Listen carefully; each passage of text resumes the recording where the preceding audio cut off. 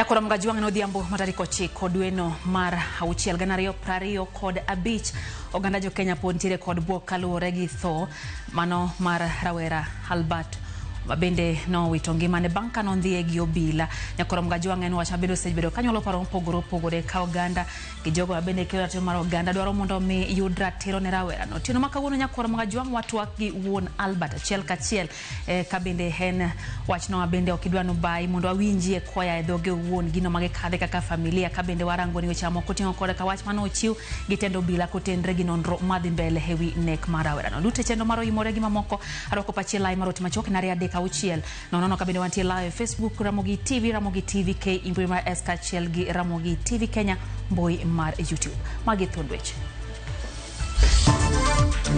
We have interdicted to allow for a speedy investigation to ensure that there is no interference whatsoever. They are culpable and they must be able to answer to the death of Albert Ojwang. Tendo bila koda ipoa yango ni nonro chakore e wito Albert Ojwang kakoro bende oyango ni jalupo gai marobila emane nyocha umur ni rawera no oketho nyinge.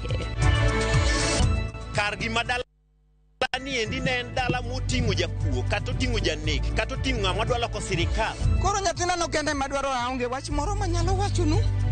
An nyathina ne madwaro ni mondo kel na dala naka. Anyuond Albert Ojwang mantie Kabondo pod chunygi opong kod lit e wito mar wuodgi no manyocha obila omako.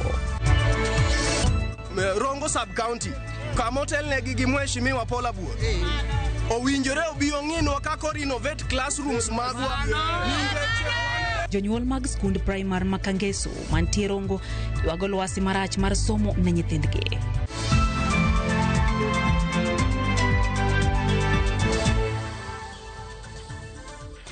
Jaloko en Belinda Phillips nyinga Lydia Hokeyo machiegni nyakora mgajuang. Obila osingo chiwo neno duto madwarore konyo yango tho mar Albert magesani okete lwet duol makonyo tije obila ipoa. Ogai mar obila Douglas Kanja bende olero ni en adier ni jalupne Eliud Lagat emanyocha ochwalo ng'ur ni Albert nyocha otimandika moro mar ayany hewie mbui. Bero mar ingre Albert ogen tim odiochieng' no makiny. Jafo marwa Cynthia Onyango oluwo sigana ni kendo miyo alerio machal kod mae.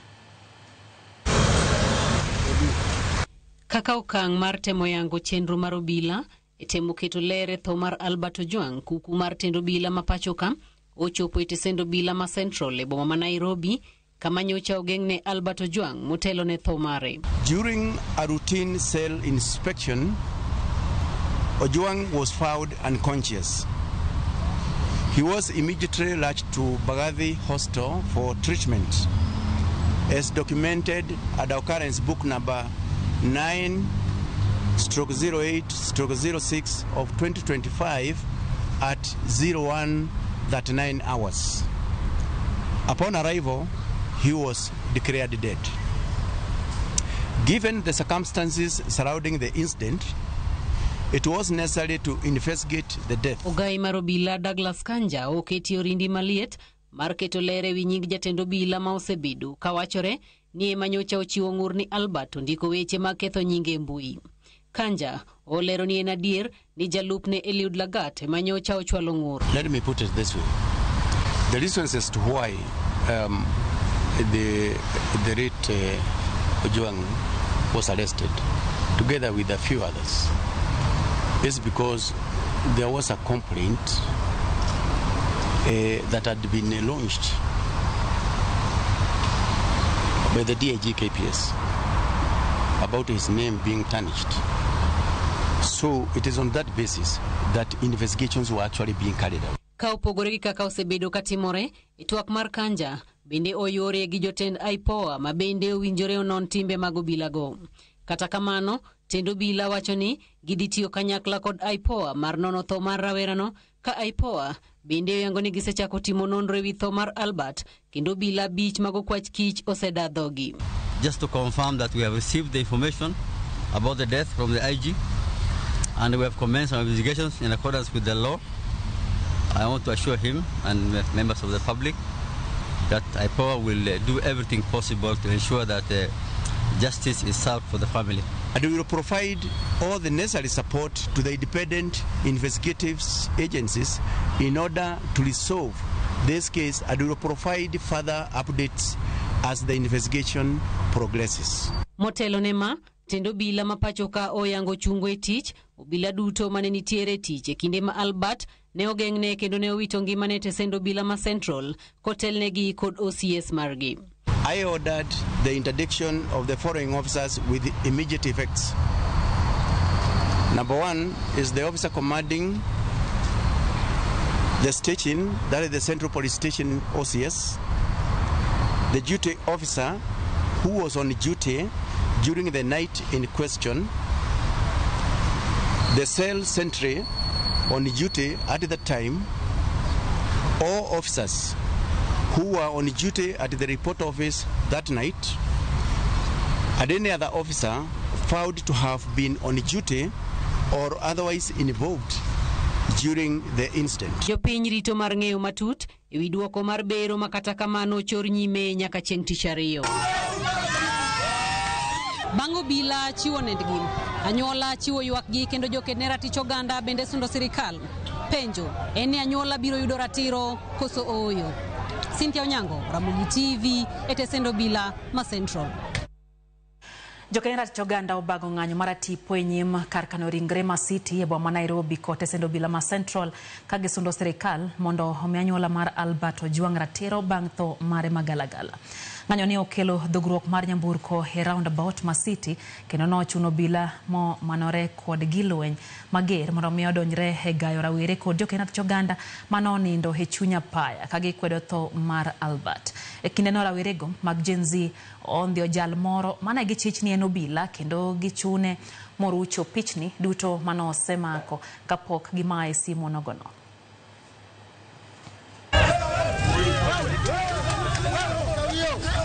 What is the need of hiding? Let Kenyans know, and the ambiguity of saying in any other officer. Who are these any other officers? And secondly, the officers who picked Mr. Albert Ojwang from Homa Bay, are they part and parcel of those who have been interdicted? Without telling Kenyans in plain word of who these individuals are, will be treated to just PR for purposes of calming down the citizens of Kenya. Unavyofahamu wale ambao wanashukiwa ama washukiwa wakuu ni kitengo cha polisi. Kwa hivyo hatuwezi kuwa na imani ikiwa polisi bado wao ndio wataongoza huu uchunguzi. Ndio kwa maana tumesema IPOA ni sawa, waendelee, wao ndio washikilie uskani wa kufanya uchunguzi huu na wapate usaidizi. One life lost is too much. It's one life too much. And I want to say this in a nutshell. You may think this is Albert, this is Ojwang, belonging to some family. But I can tell you this could be your brother tomorrow, this could be your sister tomorrow, it could be yourself tomorrow. We must all stop everything, come here peacefully, and ask for the people who did this action to be held into account. Jo siasa gujo dito mega serikali bene kendege. Amino kaongeja siasa maloso. No achigingayo nika kijana nene losa botelo marach mar police. Gibeni loso kuom gi botelo marach. Koro angenjo siasa mor. Ni jogo maloso kuom gi, kendo jogo mapenjo gi weche matek koro negi. Jod bura mag duond buch ODM moseotho makoch mar Albert Ojwang kendo kwa jatend piny Kenya William Ruto mondo mi okaw okang' motegno ne obila ma itudo gi tho mare. Have this. We have buried too many young people to bury one more young person. It's not going to happen. No. The president himself has said that he will bring to order the people that are in the government that are rogue, and we want to therefore tell the president, please strike your whip on people who are violating rights. The Independent Police Oversighting Authority must conduct an open and credible investigation, and if it cannot, maybe it should pave way for an inquest. Full accountability and full responsibility must be the way forward. A country which does not allow young people to express themselves and to inquire is a dead country. Anybody who may have caused that death is brought to book without favor and without fear, because one life of a Kenyan lost is too many lives lost. Our investigative and oversight bodies like IPOA, to restore public confidence, they must make sure that those officers are quickly brought to book. Please don't relent, don't just interdict, go to the bottom of why Ojwang was arrested, taken to the cell, walking and looking healthy, and the next day he was no more. Anyuola mar rawera ma jahigni 31 Albert Omondi Ojwang manyo otho yo magalagala sel matesendo obila ma Central Bure Nairobi koro dwani obila omigi ler malong'o ewi gino manyo onego wuodgi. Kaka Ali Abich leronwa gikwedo report mar obila ni rawera no nyotho bang' tumo wiye e korot. Albert Omondi Ojwang mania gweng' maka kothe ko kwanye ka chud bura maka bondo kasipol jogweng' ka achiel kod wede gi anyuola mar rawera no ne omolo mar kuyo kod familia mare bang' tho mare yo magalagala e tesendo obila ma Central Bure Nairobi. Oganda mano yuore dalani ne nono ka moko to ne ok nyal pando mirimbgi kendo pi wang'gi ne mol kaluokogi ranyisi mar lit kod kuyo magin go bang' tho mapoya mar Albert mane nyathi achiel e dalagi. Min Albert Yuka Beth Ojwang pimo kod lit kako obila mago kwach kicha ne omonjo dala ne chunyo odiochieng' ngeso mokalo kod apikni 3 magi mako wuode no nyaka tesendo obila mamawego ka bang' seche machuok to giyudo lipot ewi tho mare. An gi nyathi achiel makata ne ni mana lidaka to penja ni mama be babo chiemo. Koro nyathina no kende madwaro aonge wach moro manyalo wachonu. An nyathina ne madwaro ni mondo kelna dala naka. Polis biro makaw nyathina kubedo kachicha. Kubedo e kidicha gi jaode. Aketo ne gichiemo kacha mondo nyathi ocham. Nyathi ong'iyo bao. Nyathi dwa pidho bao. Nyathi koro weya gi bao.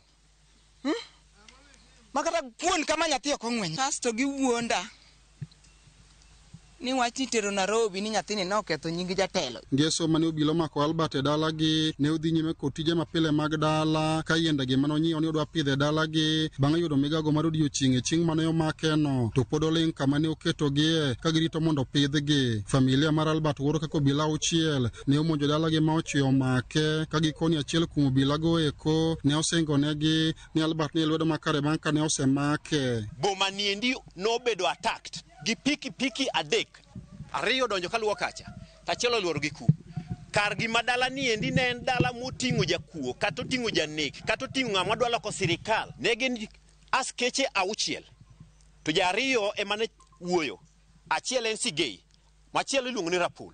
Sama gikawe to gihakikisha ne joge ni nyathini is very safe in their hands. The word very safe came from Mr. Sigei.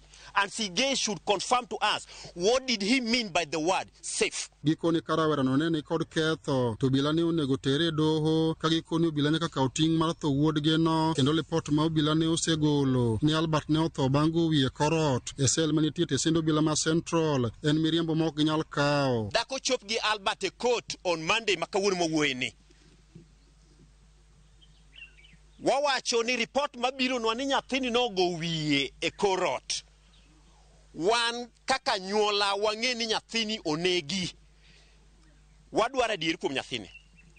Sirikal mamalo, mamlaka mamalo, polis ma wa entrust ngimawa, mwachulo ushuru, wakwayo ni mondo mi wadieri kuom nyathini. Jo sirikal, bed jo siasa, gibed jo machalo nade. Ni mondo mi nyiswa gima onego nyathiwa Albert Omondi Ojwang'. Gima koro ne wapenjo ni to kuonde machalo Homabay kaeri onge gi gine, onge gi police cells. Kisini ka, Kisumu ni ka, Nyamira ni ka, ng'omiyo ni tere ma Nairobi. Wede kod anyuola mar Albert koro dwani sirikal omigi ratiro mar wuodgi no kendo giywak ni jotelo ka achiel kod josiasa mopogore mondo wuog oko motegno e wachno. Gima kama ok nyal timore to jotelo ling'aling'a. Gine ma nyaka giwuognwa oko eka diang' gikonywa wan kaka families ma ok nyal. Sirikal ema konyo ng'ama ok nyal. To ok nyal kawo nyathi ka ngima kowuok dalagi ni tiduogo ni nyathino tho. Nyaka sa mwuoye ni kokinyi sani an koka winyo no mondo tho. Sani e koka winyo no mondo tho. Ne ok ang'e no mondo tho. Koro sirikal akwayo unaka ka unyalo konya nikech Omondi ne an gachiel. Omondi nyathi achiel maonge moro mimede. An ema nokonya. Omondi ni ema ne konya. Omondi ni ema nong'ena tuadhi osiptal. Maendi en dalagi Albert Omondi masani koro lumbi kod lit gi kuyo kwako ka familia mare kachiel kod anyuolane penjo gimomiyo obila ne ogole chiegni kilomita maingo 400 kawuok e dalagi kaendi nyaka Bure Nairobi makoro thone ne owuoke. Familia niendi kwayo ratiro margi seche makoro chendo dhi nyime manono ni tang'o manokelo tho mar rawerano. Ali Abich, Ramogi TV, Homabay. Kora mbogeno asingo ni gomba ka giwuon Albert Ojwang' achiel kachiel thuolo ni moganda pod nitiere kod penjo ewi kit tho mar rawera Albert Ojwang' manyotho bang' obila chwale sel. ka ogole dalagi mantie Kabonde County Mama Bay jafomaro Walter Nyambaga obedo kod wuon mare Meshak Ojwang piny kendo pimo wache wi masirano ma ojuko familia mare. Jokoroboga Ojwang piny Kenya okuyo e gwenge mag Kabondo Kasipul bende pod okuyo kalore kod tho mar Albert Ojwang manyaka chop seche gendi nonro pod dhi nyime ni tadirane komanade. Ruthulu mar gombaka kod wuon mare jaduong' Meshak Ojwang machiegni Ramogi TV. Erokamano. Ang'eni seche moko ok yot kodi kendo seche moko tek kata mana gombaka kod oganda kichako no ma wiye uwe matin manyo japuonj nyuen nyathi machalo nade. Albert en wuoyi achiel.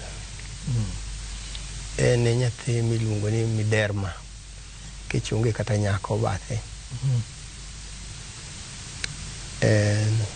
Omondi kawacho wachne omondi osebedo nyathi mamuol being ni ne en Miderma to ne en kende kono gombo bedo gi jowetene. Koro ng'ata manonongo machiegni matin koa e tin-ne ne en wuoyi mohero jowetene machiegni. Machielo Omondi en ng'ama ohero gombaka mamor. Kit kaka osombe ochalo tudruok ne kod joma tindo kinde nyo chalo nade kod rowere kodongo e gweng'. Omondi ochako somo St. Mary Goreti Mawego Primary School. En sikul Sisters jo Mission mar Sisters mag jo Catholic. Kanye mochake somo mare higni machien kocha pane 97-96 ka. Omondi nohero school koa e tin-ne nikech sikul kuone manonyalo yudo jowetene. Oko kawo muda mang'eny ahinya bang' higni manok en e klas 3 na wuok kode kaachiel kod nyamin-gi ma kamiyo machielo ma wadhi piny Coast e yor menyo. Nang'iyo yo ma nyithindago nyalo somogo nikech lwedo ne onge gimoro kama nondika be ne onge. Koro kaluwore kod menyo nolwara e Kware Timbo e Coastal Region kanyo nitiere Timbo kuonde kunye Kidi. Koro kanyo ema wachake ngima kawan oko. Nayudo thuolo mar dhi Malindi mondo akombne min ot mondo nonwang' kaka onyalo somo machiegni gi ot nikech kama ne wantie Kware ne bitbor gi skul. Koro mane mondo mi atero gi Malindi. Opuonjo ku thuolo maromo nade kaka japuonj? Omondi no sebedo japuonj chien kacha. Kotieko klas 12 moseyudo duoko mare ne en ga tuition manotimo ne nyithindo ma ne ni bang'e mane kaka nasewacho mbele kujicho ni en nyathi mohero jowetene. Koro notemo konyo gi jo form 2 form 3 go notemo konyo.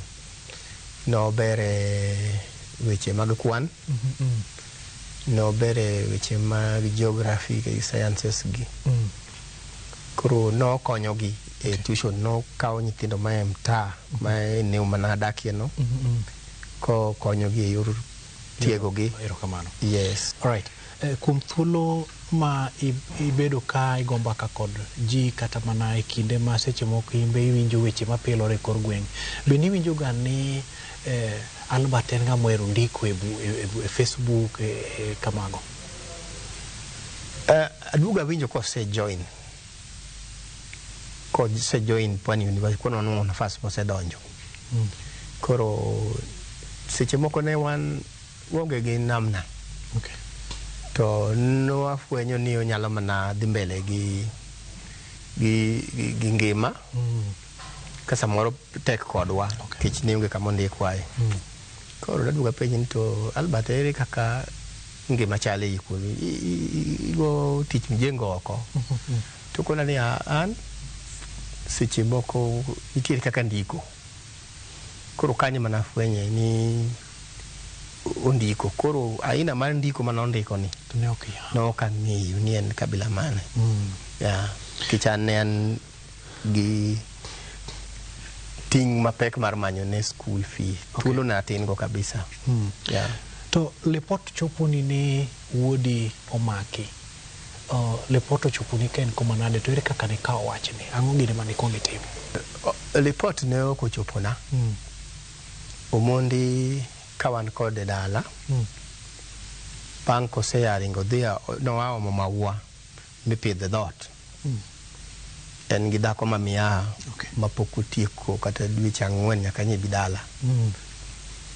ne iloso ne floor mar ode koro odhi ringa odhi omo maua mondo pidhi e dhode mokelo mauano to kele around saa mar lunch ka to no ko chiemo min yo mi wachiemo go mera matin wanot koro kodonjo to min yo mon chiemo chige bido bede tie yien oko yweyo chiemo kujigara no yweyo chiemo min gino bi chiemo koro min yo rasho dio mo chiemo ati chiemo ne wuok e ot okelo koro gidhi mbele gi chiemo koro kati mag chiemo ne ma welo moko biro gapiko ya kama ne kaka welo mano biro go nafwenyo ne gin polisi ka gisetimo ng'eruok margi ka osetimo ng'eruok koro to na omake ka onge ne antie an ma kone welo ni machiegni uru waduto ne wantie chiegni nitie min gi ne nitie nyathine ne nitie nyimine ne mako mera bende nitie kanyo nyako mera matin ne wan goyo kaka asewacho ni ne wachieme ot mera to kosemake en ng'amo koro kel e tesendo bila ma Nairobi to kendo mbaka michaki winjo en ni ng'ama nyongima koro ngima ne osebedo ni onge kaka wuon mare ma chunye ni machiegni kabisa to kod ting' ma intiere go mar temo bendo kweyo mamane kata jok wedene mamoko gi ji moro amora ne chalo nade an afwenyo wach tone kabiro kaluwo bang'e nikech omake chieng' Jumamos to gi travel Jumamos no taidho mtoka gi Jumamos no gotieno kich ne omake around saa 9:08 ka koro aidho mtoka gotieno ka joma nomake to nong'eyo ni kiny naidho mtoka kiny Sunday taparo nadhi adhiya gotieno no koth ne ng'idho tamuomo koth madhi ayudo Galaxy aidho gotieno no wacho to giwacho ni wadhi kode Nairobi giwacho ni gidhi kode Nairobi oorgi gi boss margi Albert nondiko wach moro ma ochwanyo boss ne koro boss oorogi koa Nairobi mondo gibi giome koro weche mang'eny mantiere e ayanyno ok ginyal wacho kanyo alo bang'o mondi kiny koro an iya nomwora wuok gotieno no koro gokinyi by saa 10:24 kogwen to nase lor Nairobi saa 1 nane police station ok afwenyo mapiyo no mondi onge kanyo nikech nanwang'o ka nitie shughuli mane dhi mbele mag golo mabuse iye timo ler e iye koro nok aneno Albert kanyo lakini jok mane ni e obi ne temo ng'isa ni ahora ahoya gidhi miya Albert koro ok afwenyo chon until saa 4:00 moko eka OCPD manoluonga iye ong'isa ni mondi ok ngima mondo tho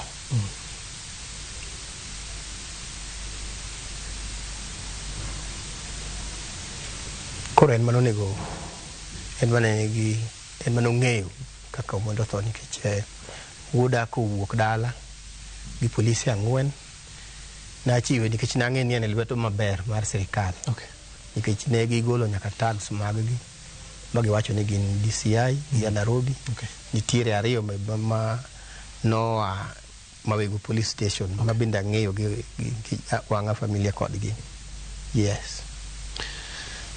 E sama koro report oyudore, kijana ni en ng'ama nyo chunyi, to kendo bende familia nyo onene kaka siro, to koro taya chal ka gima dwani mondo otho e dier pacho kaendi. Un kaka familia, pek mane muneno ka koro okungo giknu mochopo kabisa makako konyo? An awuon kaka asewacho motelo, Omondi nyocha ok en mana wuoda kende, Omondi nyocha osiepna, kendo weche mathoth mag dala kanyo nyocha watemo share nyaka makomera nyaka kawuonwa, kwargi po nitie, dagi po nitiere. Nyocha en ng'ama riwo ji. Ariyo ne mano, nyocha nene kaka ng'ama dhi konyo wa e dala mangima, nikech dala kanyo mangima an go minena onge nyathi mosomo mogik e level Omondi nogike no, mano Omondi no kende. Koro ne en geno mar family mangima at large, komera kaminwa nyaka dalana, ni en ng'at achiel no, ene mane wang'iye kaka kar konyruok wa, kichan koro tekra dok piny, bende natiyo gi ngufu mondo mi nosom. Koro awinjo marach, nikech aling'ora e bugom matut makata ting' bada ok anyal chopo malo, ok awinj ng'ama nyalo gama. Nyaka sani mama gi kama nitiere, bitemo tudri gi mama gi, to mama gi wacha min gi nigi buok mang'eny, ok agombo mondo mi awuo kode mang'eny nikech en ng'ama nyathi achiel ing'eya ng'eya, en gi mizigo mapek ma nyocha olwar kasache mowinjo wachno, ma ong'e kaka ikonye. Seche ma wachno obire bende nono ka chi wadgi otho koguta, odhi e liel kuno, odhi ywak kuno, odiochieng' nogo ema owinje wach tho nyathino. Koro en gi mzigo mapek, and dala duto wan gi pek mang'eny, nikech wan ng'iyo mbele to onge gima waneno. Geno orumo gi ka gi kuom Omondi kanyo. Ngima onego dhi nyime, higa bende koro ng'eny kuoma. Ka koro watieko, samoro inyalo bedo kod bende nitiere wach moro amora mowuok kuom sirikal magikoni ni mae gimotimore, ma e gimotimore, ma e gima watimo gi sani? Kuom sirikal gima dang' awach kuom gi en mana wach manowuok kuom OCPD chieng' mane ong'isa wach tho mar Omondi. Koa kanyo pok awinjo wach moro amora ma kuom sirikal manyalo keto geno kuome, nikech kata mana OCPD weche mag neno go nyathino anwang'e gwenyruok mang'eny mathoth, nikech iwacho ni ringruok ni Mbagathi, kadhi kuro ringruok onge kuro, inyisowa ni ibiro tim postmortem kawuono by saa 8, nyaka Samuel Hussein pok otime, pod anoko. Koro mage weche masenwang'o kuom sirikal adwani mondo ing'i kamera makaniendi, mondo iwach wachni mineno kanyalo chuchunyi kabisa e manyo ratiro mar wuodi. Wach machuo chunya en ni ka wuoda achiel ni inyalo gol dala makete lwet polis mang'e ni rito ngima mar ji, kaluwo bang'e tibiri ng'isa ringruok mare bende kodeko ni koro ok ngima. Wachno chuo chunya kendo kawa nengo mathoth, nikech sani wawuoyo ewi ng'ama ok anyal wuoyo go, kendo wawuoyo ewi ringruok ma ok nyal konya kendo. Wachno chuo chunya mang'eny. Okang'e ni sani dang' achaka nyomb kendo ma nyathi apidh maromo gi Albert. Agik tumo. Wachno chuo chunya. Kendo mona kata nindo nyaka nya winj wachno. Kamano. Jakoromo Kajwang', ratiro en ratiro. Chik tiyo nyaka jok mokete. Chik nolosi mondo rit ratiro, kendo chik no bende tiyo nyaka jok mokete. Mbaka na kod jaduong' Meshak Ojwang' mane Ramogi TV.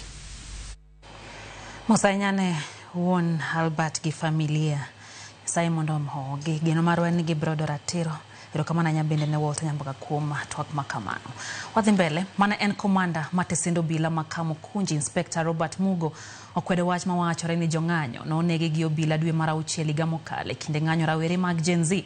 Kano golo neno mbele aput mano nonek mar Rex Masai. Obila no manyaka sani tiesindo bila mag Githurai okoni obila ne chiwo arita ne mwandu johala chumba ma Nairobi kendo ni jogo mano obila rakore godo ne gin jokuo kendo ok jong'anyo kaka liekore. Mungo wacho ni moko kuomgi ne nigi gilweny kendo ni obila ne onge gi bunde kaka liekore kendo ni ne gin mana gi iro malungo wang' kod arunge ka bende ne girwako lepgi mag tich. Does it have an organization?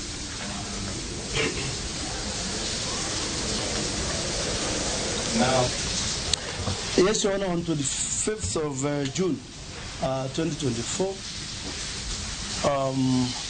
when there was massive looting of premises and businesses, and when the day that there was attack at the parliament at Rua CBD, a contingent of GSU and military officers were deployed.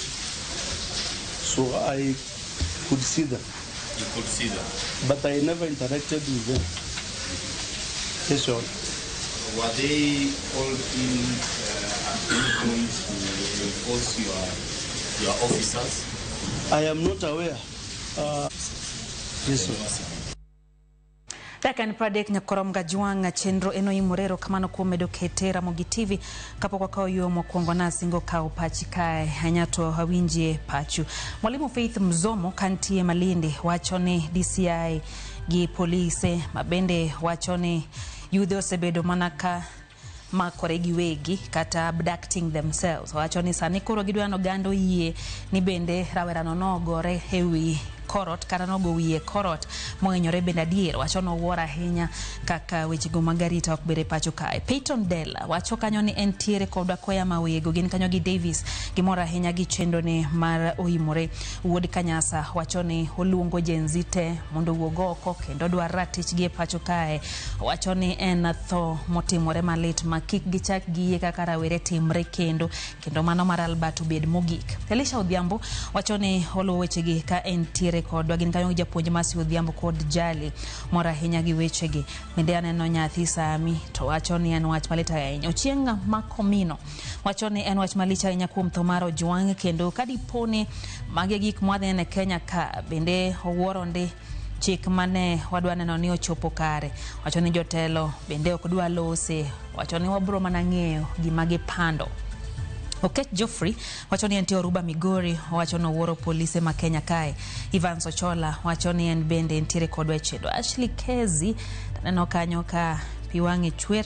Wuona Hero wacho ni Naivasha docket mar police dwaro ni timia reforms kata ono otim reforms kapoko gik yiero manyien magana 2027 wacho ni dhiyudo ka jogo kura obila ditieko e pacho kae ka okotim lokruoge tendo bila. Kambona Jangolo wacho ni entie kod Sharon Dizani kacha in bende choka Republic Olga Tieno erokamana hinya yan ben bela kantie nyandemra kwa bwaye ni kacha in ben Nancy Odhiambo to wacho ni Nyasaye oket chuny Albert kuma okwe wacho ni en wach mabende leta hinya ne oganda. Pastor Jumorundu wacho ni en makosa sirikal monego benirito ngima oganda makoro oganda tho e lwetgi oken gima kare. Ano bende kanyo mar Honorable Kwanyo wacho no wuora enya piny Kenya matho malit maji thoe malit wacho na nyola mar Albert yud hocho moya ir Nyasaye. Rolex Ondeng kan ya Homa Bay wacho ni thot olit ndi nyocha ne koka Yuag jaod bura kawuono kendo Albert wacho ni waketo manalamo kata kamano wacho nitire dwaro mar keto arita mapacho kae obed makare. Eno Mandela oniala kan gi familia mare wacho ni anang'o mane Albert ondiko mokelo thone jorit ngima emolokore ka ngima owuoro Kenya chungo bila mane nitiere tich ok biduogo Albert owacho kamano wacho ni wadwaro ratiro ne rawera no Albert oyo matinya kwara mkajwa chenro en oimore kikidhi mabor.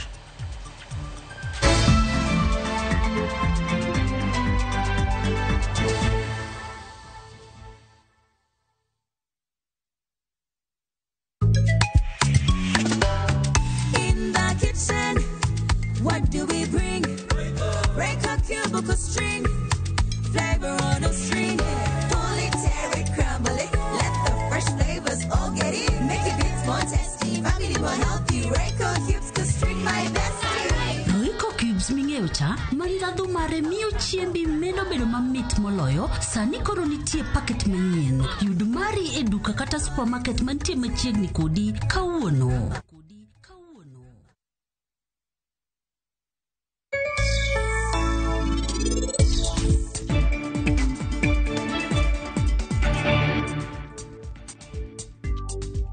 Beni baba gi mama ng'e kaka ng'ani ber dikoro sani chunygi ok chandre anaromo ganyuola mana hero.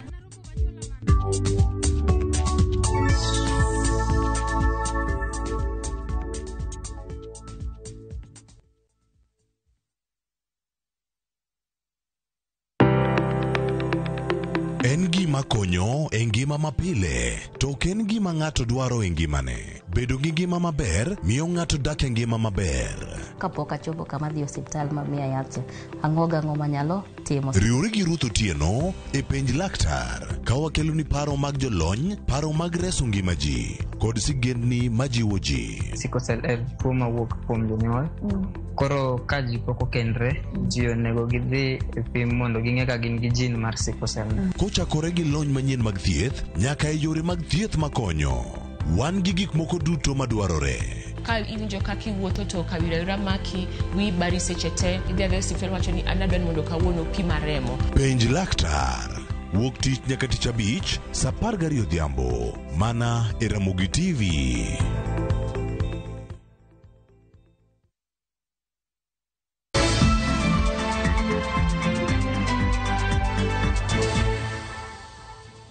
Tamalo praboro mar skunde sekondar mamalo seketo e mbui kit somo magibiro chiwo ne jopuonjre sekondar mamalo e odiochieng' ma okwongo ma jopuonjre mag grade 9 chako timo yiero. Kaka Jutho Mondi lerono, jagoro mong'eyore migawo mar somo Julius Bitok oyango ni jopuonjre 1.2 tieko yiero tarik 3 dweni kama koro biro gombo loko bende koro biro mithuolo matimo lokruok makamago. Be in this profession, class of profession, what do I need to do? En chenro mar jopuonjre 1.2 mar grade mar 9 ma ochako timo yiero mag skunde kod lai mag somo magichano timo e sekondar mamalo. Jagoro ma ongirore migawo mar somo Julius Bitok oyango ni atamalo 80 mag skunde sekondar mamalo oseketo lai magibiro chiwo ne jopuonjre chakre grade mar 10 mbui. 80% of the senior schools have been able to upload their pathways and subject combinations for the learners in readiness that in the next 2-3 days the learners now in junior school can be able now to select their pathways. So it's a seamless process which we're starting today and is expected to run up to the 30th of this month. Bitok manetwa kod Ramogi TV e boma ma Nairobi okoni chenro ni dhi nyime e skunde 24,000 kendo itime e mbui manyien mar Kemis ka jopuonjre yiero kit somo 4 e skunde 12 e rang'eny ma opogore. Oyango ni ibiro chiw thuolo mar 2 ne jopuonjre poni gibiro dwaro timo lokruoge. Trying to create an environment where every learner gets an opportunity, at least in a school. We're expecting the entire 1.2 million learners in junior school to transit to senior school. So we are not expecting anybody to remain behind. Maybe there's a mistake which is made in this selection. We are going to give an opportunity to some of the learners, a few of them, to be able to revise some of their choices so that they get the best possible. Like for example, a learner can choose a certain subject combination or a pathway, and maybe the parent is not very, very comfortable. We'll give an opportunity at some point for the parents also to support their children in what pathways they go. Kajolony, tokoni jopuonjre pod ni kod pek e yiero kit somo mag science kod mag lwedo ahinya to machamo wich kata bed ni yiero chakore. Jatatije mar kar puonjo tije lwedo mag CBC Dan Kanarimi yango ni thoth jopuonjre kod jopuonj malimo kar tiegruok mare onge kod lony mathoth e kit somo mag science kod mag lwedo kaka mamulo technical engineering kod weche stima. Technical studies is an area which has not been actualized in most of the schools. And I want to say, by the way, that's where we have the jobs. When the government direction, Ministry of Education direction states that 60% of the learners should go to STEM. In fact, a lot of those learners should not just, it's not in pure science, it is in the technical studies. That's where the jobs are. So, but unfortunately, most of the schools have not actualized these technical subjects, pre-technical subjects. Lai manyicha migao mar somo chiwo, olero kit somo ka kit somo kaluwore gi lai ma onyalo teri japuonjre kata career pathway. E ikruok motelo ne rwako jopuonjre mag grade mar 9 e grade mar 10, migao mar somo koni gisechako gero kuonde timo nonro 1,600 kata laboratories e skunde duto maonge kodgi. Judith Omondi, Ramogi TV. Jonyuol mar skund primar ma Kangeso e sub-county Marongo yogo lwasi marach mar somo na nyithindgi. Jakaja fom marwa ma Migori George Malero, jonyuol go koni lwasi marach mar skuno keto ngima nyithindo kama tek kendo nyalo rocho duoko mar jopuonjre.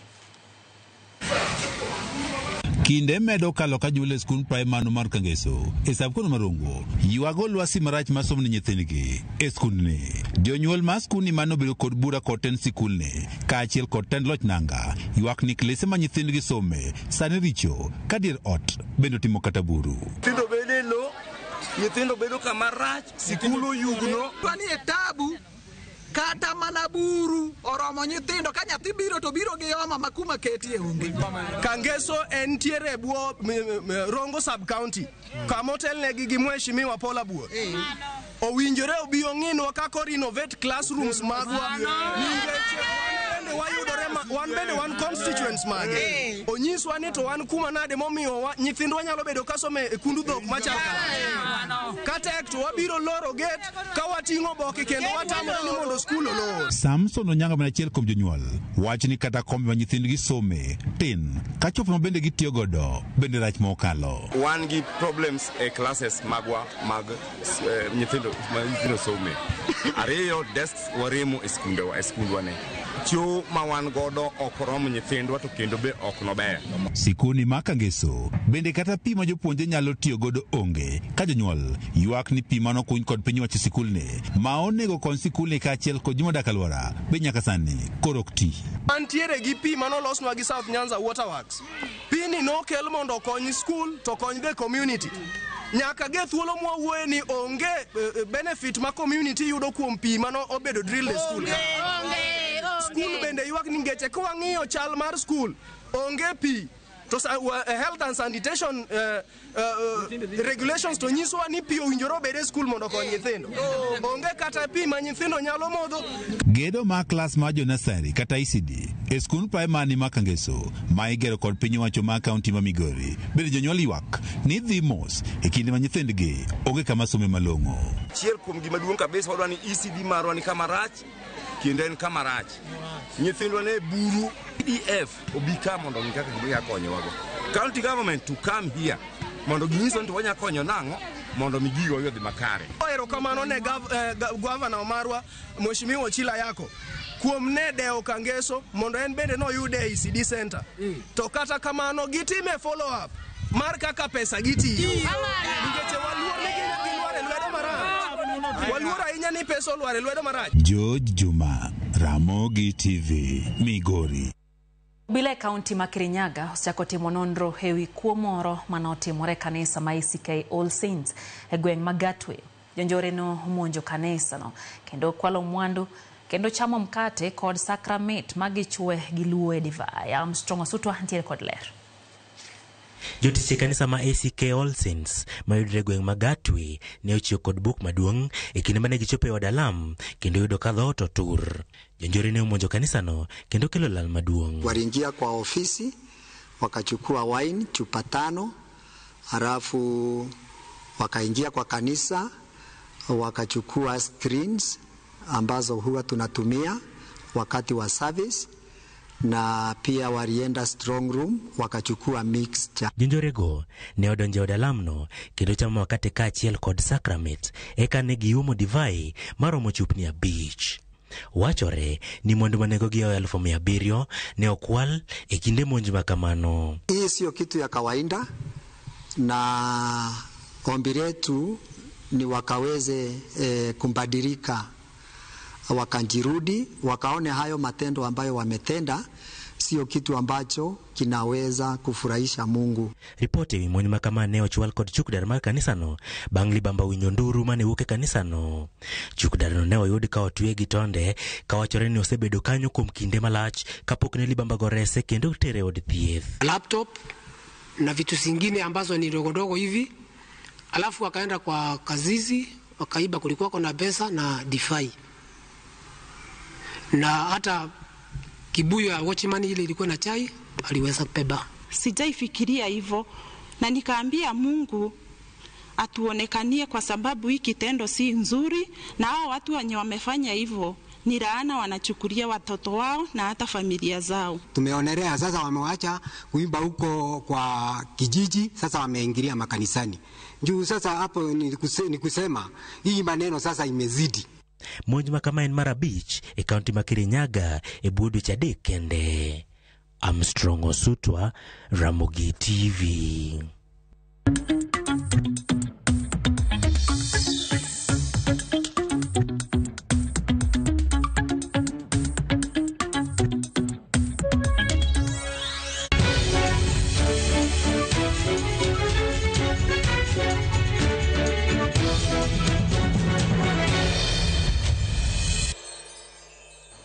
Kwa mgajwang podwa ng'iyo ni magmutendre kod som mar budget makore geto som machiegni riwruog jogo maloko ohand nyamburko Mombasa koni nengo geche kidek hidho chakre ka diponi piny owacho okadho budget kod paro mar chik mar omenda kaka enno.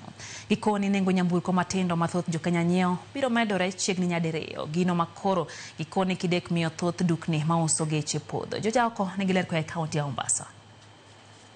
Luoro sani kwa kojogo manie sekta mar uso gache Mombasa makoni ohala no kidek dok piny malich mokalo kadiponi osom budget kaka ne ulieki. Ma en bang' yango ni osuru mag moko kuom gache to chutho gache matindo koro biro medore kind kwana tamalo 140 kod 300 kuom nyamburko achiel. If you find a vehicle like Toyota Probox is going to almost over 500,000 duty, and it was 100 and something.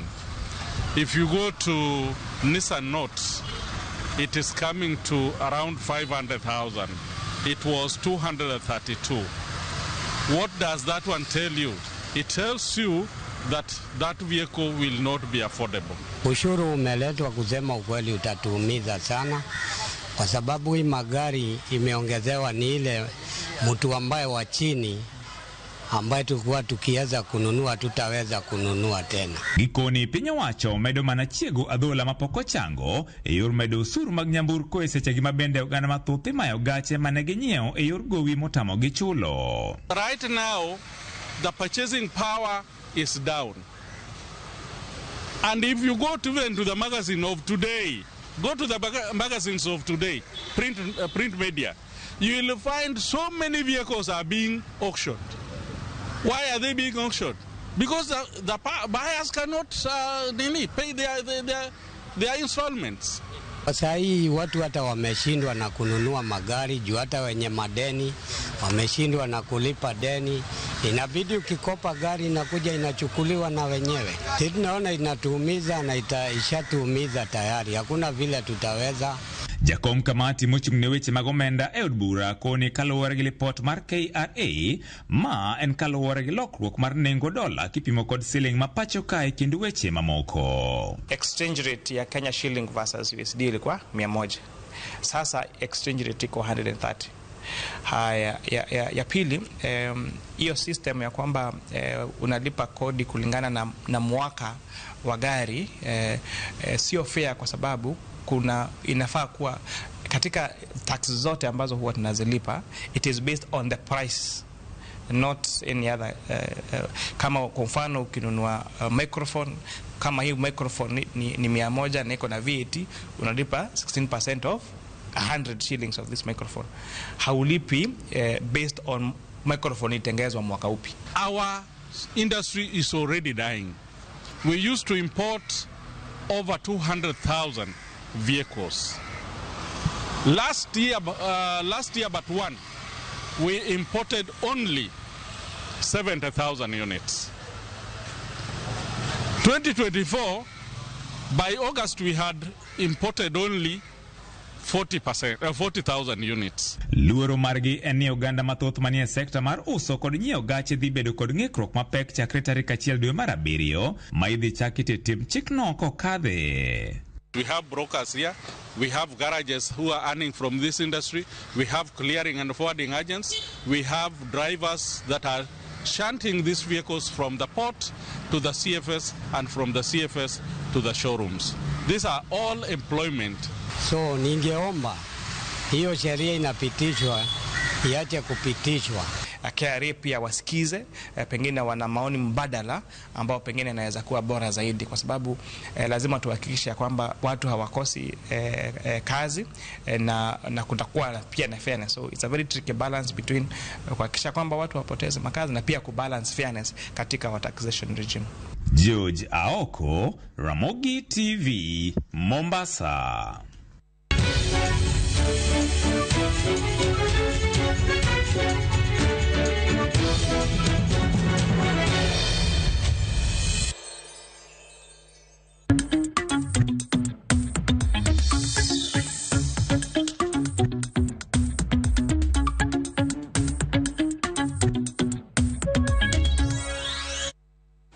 Kwa mongocha kwa hiyo matin kapo kwa kao yuyo na wadugo wewe chigo mag tuke. Waria John na nyisa kacha ni dwe mar adek higani nokawe gi obila ma Kisumu County, kaeto wacho ni nokaw gigete machalo simu kendo nodinne kuom ndala 4 ka ok onyise gimoro amora manomiyo make, kaeto wacho ni gik manotimore ne iye kanyo tek mondo pim, kaeto wacho ni gin gik malit ahinya matimore seche moror ne ng'ato. Wacho ni Kenya kae ji mang'eny osetimne gi timbe maundo ka gin e lwet obila to ng'ama wacho onge. Omiyo wacho ni ber kama otimore mar Albert makoro kelo twak makamani obed mogik ma ginya timore. Omiyo wachik namba 26 ma wacho ni nitie right to life, kendo wacho kanyo ni chik namba 29 wacho ni nitie security of the people, ke mano nyiso ni harita makare. Kaeto wacho ni article 49 wuoyo kuom ratiro mag jok momaki e pacho kae. Omiyo onge ratiro mora mora mar nego kata hinyo ng'ama momaki thur kae. Wacho ni yote tisa Kenya is a nightmare. Wacho ni police act like demons. Mano eka konde no kale mateko luto bila geno marwa Nyakorom Gajwang' ni lokruoge biro tim mondo mi oganda makale weche makamagi oyud konyruok to gima let ne gitimore lwet jogo majiringo dhi irgi. Wuoyo matin nikech odoko mago mag tuke Nyakorom Gajwang' kikidhi abwana no scientific juma gitabil juma nyisa ne gintie kodwe chenro ni maro imore kikidhi mabor.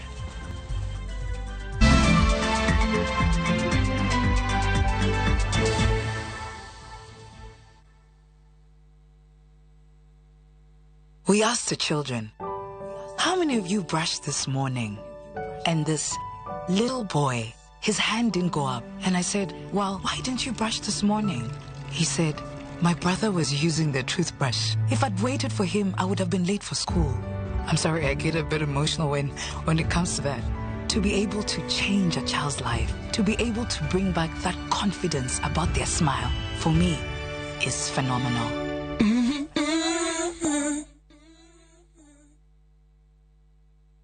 Explore Kenya, tembea na View Travel. Feel the sand between your toes on Mombasa, Diani, Malindi or Lamu's beaches. Embark on thrilling safaris in Masai Mara, Amboseli, Samburu or Tsavo. Enjoy Mount Kenya views in Nanyuki, the vibe of Eldoret, Kisumu or Nairobi. Marvel at the wildlife of Lake Naivasha, Nakuru or Elementaita. With View Travel, safari yako iko sorted, easy, affordable and unforgettable. Visit viewtravel.com, call or WhatsApp 0703 254 254. View Travel. Dream, explore, discover.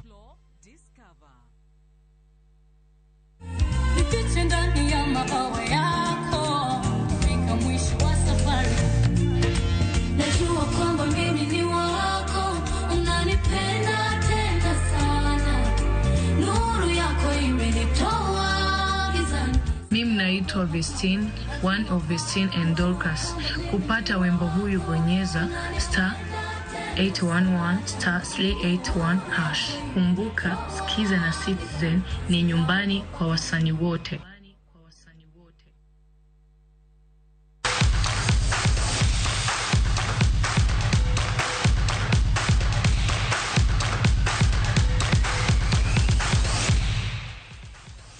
Bango kamodhino nogenono gi tim mar chade tuko siep bama Marrakesh piny mar Morocco. Tim mar Harambee Stars biro bago ne Chad tuko siep mar ariyo odiochieng'no makiny. Stars mitayo gi kocha Benny McCarthy pok oyudo loch mara mora e tuke adek mokalo kaloche kindgi gi Chad.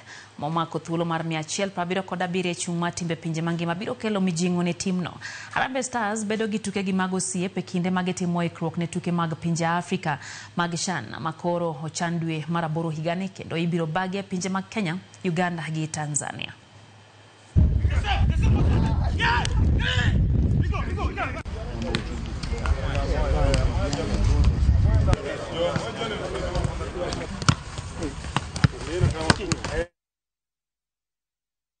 Jotugo Evans Kirui kachiel gi Josephine Chesang no bedo joloch makanyakla e tuke golf mag NCBA tielo makitale mano bagi alap makitale Golf Club. Kirui no bedo jaloch e kind yawuowi bang' yudo points 81 ka e kidieny mar Wakeni. Chesang no bedo jaloch gi points 95. Kirui, Chesang, Chege, Njeri Atieno kachiel gi Wakoli bedo jotugo ma oseng'ado tiko mag finals mag tuke gi ma ibiro bagi giko higani. Bang' tielo ma Kitale rumo, tuke gi biro dhi nyaka e piny mar Uganda tarik 14 dweni e alap ma Uganda Golf Club. Tarik ma bende tielo mar Karin bende ibiro bagi alap ma Karin Country Club. When I look at the platform that we use to actually change golf, we call it Change the Story, which is our platform that drives our impact within the community. And sports is very deliberate, and specifically golf, because you want to demystify the whole narrative about golf being for the elitists. So we have very many juniors participating, and I think it's our responsibility to make sure that these kids actually grow and we open up the world to them. Team mar Portugal e joloch tuke adhula mag UEFA Nations League bang' lo team mar Spain gonde 5-3 kokalo picha choma bang' tugo no Roma modhi